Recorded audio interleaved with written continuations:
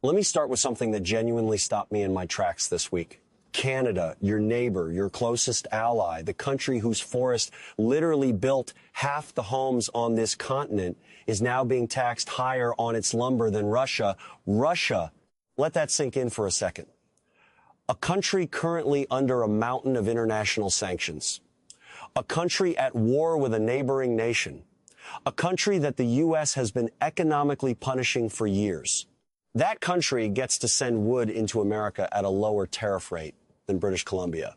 And here's the part that really hits different. We're not talking about some obscure trade technicality buried in a policy document. British Columbia's own premier, David I, stood in front of cameras and said it himself. He called it, quote, completely absurd. And that's a politician choosing his words carefully, because what he's really describing is a full-scale economic crisis quietly unfolding in one of the most important industries on this continent. But here's where it gets complicated. This isn't just Canada's problem, not even close. And that's the story I want to walk you through today, because what's happening to Canadian lumber is actually happening to your wallet, whether you live in Vancouver or Virginia. So let me back up just a little and build this picture properly. Canada has been in a lumber dispute with the United States for decades. I'm talking about a fight that stretches back to the 1980s. They call it the lumber wars. Every few years, the U.S. slaps new duties on Canadian softwood, the kind of wood used to frame walls, build houses, and keep construction moving. The argument from the American side has always been that Canada unfairly subsidizes its timber industry because most Canadian forests sit on crown land, meaning the government charges what the U.S. calls artificially low harvesting fees. Canada has always pushed back, saying their system is just different, not unfair. And this argument has gone back and forth through free trade agreements, arbitration panels, and international tribunals for 40 years now. Here's what's important to understand. Going into 2025, the tariff rate on Canadian softwood lumber was already at 14.5%. That's the combined anti-dumping and countervailing duty rate. Not ideal, but manageable. The industry was absorbing it, and then this happened in the summer of 2025. The U.S. Commerce Department quietly tripled its anti-dumping duties. Not doubled, tripled. They went from 6% up to 20.56%. And within 2 weeks of that announcement, they also raised the countervailing duties from 6.74% all the way up to 14.63%. Combined, that brought the total duty rate from 14.5% to 35% almost overnight. Logging towns across British Columbia, Quebec, and New Brunswick didn't even have time to react before the next blow landed, because in October 2025, October 14th specifically, an additional 10% Section 232 tariff went into effect. That's the national security tariff, the same legal tool that gets used for steel and aluminum. The White House had been investigating whether lumber imports posed a threat to American national security. And the answer came back, yes. So tack on another 10%, now you're at 45%. Wait, it gets worse. On January 1st of this year, 2026, kitchen cabinets and vanities made from Canadian wood officially hit a 50% tariff. 50%. If you've been pricing out a kitchen renovation lately, that number should make you deeply uncomfortable. And I'll explain exactly why in just a moment, but let's stay on Canada for now, because the scale of this is something I don't think most people fully appreciate. 90% of Canadian lumber exports go to the United States. 90. This isn't an industry that has other options it can quickly pivot to. These are mills in small towns, places like Prince George, Mackenzie, Dryden, where the sawmill is the economy. It's not a metaphor. It is the economy. When the mill slows down, the diner closes, the hardware store closes, the school starts losing enrollment. This is a ripple effect that reaches into communities that have no cushion. And here's the data point that I think puts the whole thing in perspective. Lumber contributes more directly to Canadian GDP than either auto parts or steel. More than auto parts, more than steel. We talk endlessly about the auto sector when tariffs come up. But the lumber story is actually bigger, and it's getting almost none of the attention it deserves. This is the part that kept me up last night because the numbers say one thing, but the reality on the ground says something even harder to ignore. Premier AB's exact words were that these companies are on a razor's edge of survival, not struggling, not facing headwinds, survival. That word choice is deliberate, and it's backed up by what's actually happening in the field. By the time the October 14th Section 232 tariffs kicked in, forestry companies across British Columbia had already started curtailing shifts, not shutting down entirely, not yet, but pulling back, cutting hours, delaying investments, letting contracts expire without renewal. The margin on lumber exports was already thin before the tariff hikes. Now, with a combined 45% duty stacked on top, the math for many operations simply doesn't work anymore. Think about what that means in practice. You've got a sawmill, you cut the wood, you've paid for the equipment, the labor, the forestry licenses. You ship to the U.S., which is your market because 90% of your exports go there, and there really isn't a fast alternative. And now the buyer on the other side is paying nearly half again on top of your price just to get it through the border. Your lumber either becomes too expensive to sell competitively, or you have to drop your own price so much that you're operating at a loss. Neither option keeps the lights on. Now, what I'm about to show you changes the whole picture. It's not just the softwood lumber duties. There's a second layer to this that started hitting in January of this year. We're talking about the downstream products, the things that Canadian lumber gets turned into: kitchen cabinets, bathroom vanities, upholstered wooden furniture. These products now face tariffs of 50% at the U.S. border. Not 14%, not 35%, 50%. That means a Canadian furniture maker who's been selling to U.S. distributors for years just had their price competitiveness eviscerated overnight. And here's the thing. These aren't giant corporations with armies of lawyers and lobbying budgets. A lot of these are mid-sized, family-owned manufacturers in places like Ontario and Quebec that built their entire business model around the North American market. That market didn't just get harder, it effectively closed. And the federal response, Ottawa's been moving, but by most accounts, it's been moving slowly. Since August of last year, the federal government has announced a total of $235 billion in financial support for Canada's forestry sector. That includes $2 billion in loan guarantees to help producers with liquidity. Another $500 million through the Business Development Bank for the Softwood Lumber Guarantee Program, and additional grants aimed at finding new international buyers and reducing dependence on U.S. markets. But here's what nobody's talking about. Industry groups in Canada have been openly frustrated with the pace of this support. The money was announced, the programs were set up, but the actual cash has been moving through banks at a pace that many mill operators describe as dangerously slow. When a company's on the razor's edge of survival, a loan that takes 3 months to process isn't a lifeline. It's a consolation card. Prime Minister Carney did announce additional measures in November. His government moved to cut railway freight rates by 50% for interprovincial lumber transport, the goal being to make it economically viable to ship Canadian wood across the country for domestic use rather than dumping it into a tariff wall at the U.S. border. The logic is sound. If you can't sell south, try selling east or west. Build Canadian houses with Canadian lumber. Reduce the export dependence that's made this industry so vulnerable.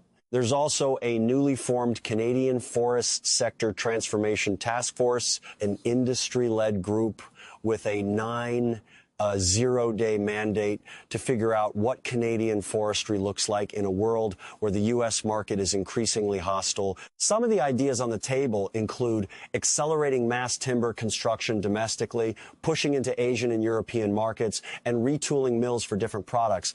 But wait, it gets worse. Because here's the geopolitical absurdity at the core of this story. Russia, a country subject to waves of sanctions removed from SWIFT banking systems under export controls on everything from semiconductors to luxury goods. Its lumber enters the United States at a lower effective tariff rate than Canada's. Canada, a NATO ally, a country that shares nearly 9,000 kilometers of undefended border with the United States, a country that buys more American exports than any other nation on earth. A country whose soldiers have fought alongside American soldiers in every major conflict of the 20th and 21st centuries. That country is being treated as a greater economic threat, at least where lumber is concerned, than Russia.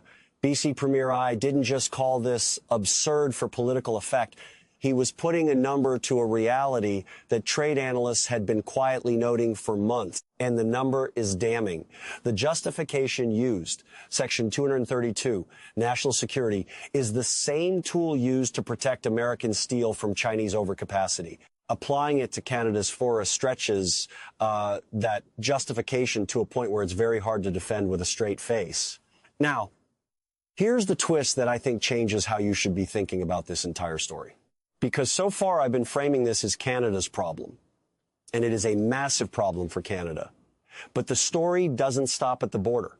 In fact, for the average American looking to buy a home or renovate one, this is just as much your problem, maybe more so. Let me give you the numbers. The United States does not produce enough softwood lumber to meet its own domestic demand. The country consumes roughly 50 billion board feet of lumber per year. American mills produce about 35 billion. That gap, 15 billion board feet, has to come from somewhere. And for decades, that somewhere has been Canada. Canada supplies roughly 85% of all U.S. softwood lumber imports. Not a third of total consumption, but 85% of everything that comes in from outside the country. So when you stack a 45% tariff on Canadian lumber, you're not punishing Canada and leaving American consumers unaffected. You're taxing the supply chain that frames American homes. The National Association of Home Builders, the industry group that represents the actual builders on the ground, has been sounding the alarm on this for months. Their chairman has been in front of Congress in meetings at the White House, sending statements to every outlet that will listen. And what they're saying is straightforward. These tariffs are making it more expensive to build homes in America at the worst possible time. Here's the data point that should be getting more headlines. A survey of U.S. home builders conducted earlier in 2025 found that builders were estimating a typical cost effect from the cumulative tariff environment of roughly $10,900 per home. Per home, not across a development, per individual house. Some estimates put the lumber-specific portion of that hit at around $4,900 per house on average. Now, here's what nobody's talking about. The NAHB also has a metric they track for housing affordability called the pricing out threshold. Their estimate, every $1,000 increase in the median price of a new home prices approximately 106,000 potential buyers out of the market. If that $10, 9,900 figure is accurate, we're talking about potentially over 1 million Americans who could no longer afford a new home solely because of tariff-driven cost increases. And housing affordability was already in crisis before any of this. Home prices have risen more than 40% since the start of the pandemic. Mortgage rates climbed aggressively and haven't fully retreated. Inventory remains tight in most major markets. First-time buyers are already being squeezed from every direction. Adding thousands of dollars to the construction cost of each new home doesn't just hurt builders. It shuts out the exact buyers who need new construction most. But here's where it gets complicated. Not everyone agrees with the NAHB's framing. The U.S. Lumber Coalition, which represents American domestic producers, has pushed back on the idea that lumber is a major driver of home prices. Their argument is that lumber represents a relatively small share of total construction costs and that domestic U.S. mills are capable of ramping up production to offset whatever Canadian supply gets priced out. That argument isn't without merit. U.S. domestic lumber production has been expanding, and the administration has issued executive orders to increase timber harvesting from federal lands, aiming for a 25% increase in output. In theory, if American mills can scale fast enough, the gap left by more expensive Canadian imports gets filled domestically. In theory, the problem, and this is the part that keeps getting glossed over, horses timing. One industry analyst put it bluntly, you're taking a 4-0 year supply chain and trying to switch overnight. That's hard. Permitting new mills, hiring and training crews, opening new logging operations, none of that happens in a quarter. It doesn't even happen in a year. And while the long-term plan develops, American builders are dealing with today's supply, today's prices, and today's clients who want to close on a house. There's also the wild card of domestic lumber producers doing exactly what economic theory predicts, raising their own prices to match the imported competition. If Canadian lumber gets taxed to the point where it costs, say, $600 per thousand board feet, there's no incentive for an American mill to sell for $400. They'll price up to the market, which means the tariff on Canadian lumber becomes, in effect, a price floor that lifts the entire softwood market, including domestic product. This is the part that kept me up last night. The tariff was sold, at least in part, as a way to protect American industry and American jobs. And I understand that argument. There are American logging towns, too. American sawmill workers, American forest companies that have been competing against Canadian imports for generations. I get it. But the mechanism being used creates costs that land squarely on American home buyers. People who are already struggling to find something they can afford in one of the tightest housing markets in modern history. And the kitchen cabinet situation is almost a microcosm of the whole thing. As of January 1st of this year, kitchen cabinets from Canada face a 50% tariff. 50%. If you're mid renovation right now, if you priced out cabinets in the fall and you're trying to finalize your order today, that number just changed everything on your spreadsheet. So let's pull back and ask the real question. What actually happens next? Because this isn't a situation that resolves itself quietly. The forces at play here, the tariff levels, the industry pressures, the political dynamics on both sides of the border, they point in some very specific directions. And I want to walk you through each one because I think this story is far from over. The first thing to understand is that the U.S.-Canada softwood lumber dispute is not new. It is quite literally one of the longest-running bilateral trade fights in the history of the two countries. They've been calling it the lumber wars since the 1980s. There have been agreements, negotiations, collapses, arbitration rulings, and restart after restart. What's different this time is the scale and speed of the tariff escalation going from 14.5% to 45% in the span of about 3 months. That's not a gradual tightening of the screws. That's a shock to the system. And the question everyone in the industry on both sides is asking right now is, does a deal get made or does the damage become structural? The USMCA, the trade agreement that governs most North American commerce, is up for a formal joint review in 2026. That review was already going to be a critical moment for U.S., Canada, Mexico trade relations. Now it becomes even more consequential. If lumber can be hit with Section 232 national security tariffs, even under a free trade framework, what does that say about the reliability of any trade agreement with the current administration? Canadian negotiators are walking into that review with a very different posture than they would have had 2 years ago, but that's not even the real story. The real story is what Canada is being forced to do structurally because of this. For decades, Canada's forestry sector was almost entirely oriented toward the American market. That made economic sense. The U.S. is right there. The infrastructure exists. The relationships are established. But when 90% of your exports go to one destination and that destination starts applying 45% tariffs, you don't have a trade problem. You have a dependency problem. And this tariff shock is forcing a reckoning that probably should have happened years ago. The task force that Ottawa assembled has a mandate to look at this honestly, and some of the ideas being explored are genuinely interesting. Mass timber, large engineered wood structures used in multi-story buildings has been gaining traction as a construction method. Canada has world-class expertise in this area. If domestic building codes get updated and domestic demand gets stimulated for mass timber construction, some of that Canadian lumber capacity gets redirected internally rather than sitting idle waiting for a U.S. trade deal. Asian markets are also part of the conversation. Japan, South Korea, and several Southeast Asian countries have growing demand for structural timber. The logistics are harder and the price points are different. But diversification is the only long-term protection against being held hostage by a single market. Canada has been slow to build those pipelines. This situation may finally create the urgency to do it. And here's the projection that I think deserves serious attention.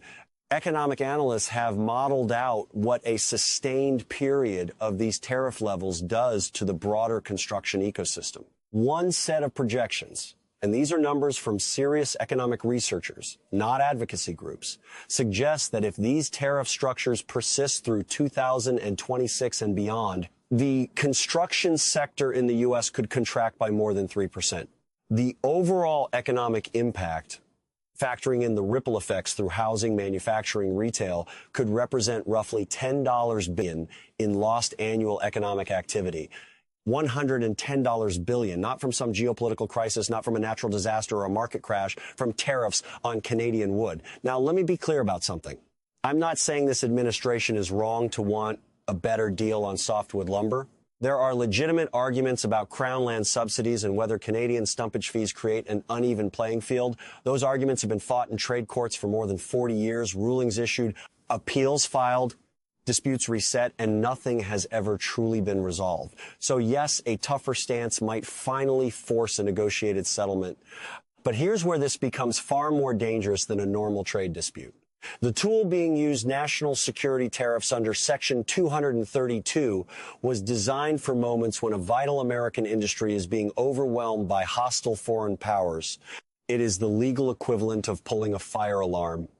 And now it's being applied to Canada, not to a geopolitical rival, not to a sanctioned state, but to America's closest economic ally. Canada supplies roughly a third of all the lumber used in the United States.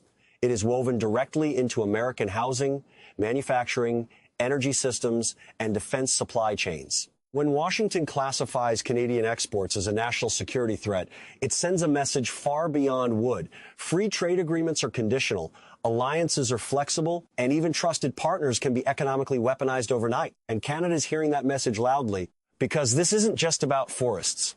Canada is one of America's largest energy suppliers, a critical minerals partner for batteries, defense technology, and clean infrastructure, a deeply integrated component of U.S. military and intelligence logistics. How this lumber conflict ends, whether through negotiation or long-term fracture, will shape every future conversation about North American economic cooperation. Officially, Ottawa isn't retaliating on lumber itself, but it hasn't ruled out broader countermeasures. Existing trade responses remain in place, and strategic options are being quietly kept open. What we're watching right now is two of the world's most interconnected economies stress testing their relationship in real time. And the costs are already landing. American families are being priced out of homes. Canadian mill towns are losing shifts, paychecks, and stability. This isn't theoretical anymore. It's happening on the ground. Which brings us to the irony at the heart of this entire fight. America needs wood to build homes. Canada has the wood. The tariffs are meant to protect U.S. producers, but the U.S. simply cannot produce enough supply to replace Canada anytime soon. Not this year, not next year, possibly not for a decade. So the people ultimately paying for this standoff aren't trade negotiators or corporate executives. It's the couple trying to buy their first home. The family delaying renovations because prices exploded. The builders forced to pass costs down the line. And that's the real question moving forward. Does this end in a deal before the USMCA review forces the issue, or does the damage become permanent? And just as importantly, is the housing affordability fallout something policymakers are actively weighing or a consequence they're willing to accept? Because one way or another, this story is only beginning